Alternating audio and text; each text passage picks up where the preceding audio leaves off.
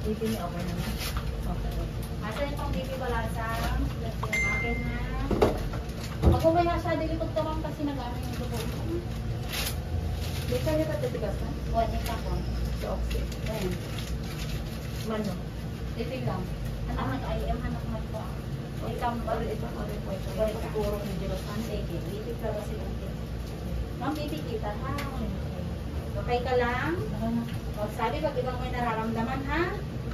Huwag ka ma'am, mag-relax Okay. ka Yung kasi. oxygen mo, may oxygen ba na ano ka? Na, okay lang yung angin sa bibig. Tulong mo rin kasi. Tulong mo yan kasi para kay baby. Palabas naman na. Pasalpot na siya eh. Mga 3 o'clock. Sige. Baka wala pang 3 o'clock. Ano na? So, lusot na. Ano na yan, oh? Ito, ano na? Tapos mo na. Ito kayo.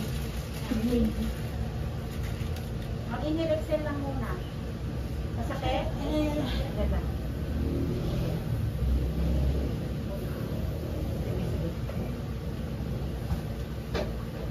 Tapos, Heartbeat planning. Ayun, so, sakit. Pag-HT ma'am. Inhale. Inhale exhale. Ayan na. Di ka na yan. Ay. Ayan na oh.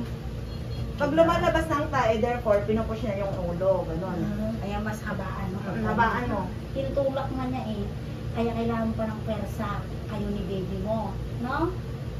Ayaw mo yan. Inhale, exhale. Sige. Hanggat walang sakit kasi para sa baby mo, oxygen yung baby mo.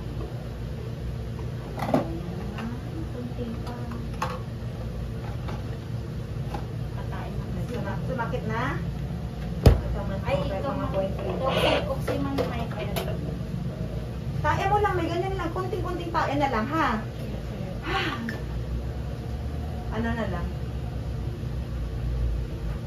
Ano yan? Susunod na. Sumasakit na. Ano mo na? Hinga na malalim bago ka mag-ano. 3 hinga.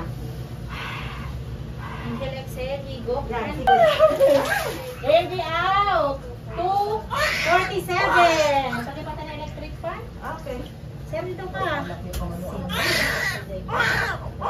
Teka lang.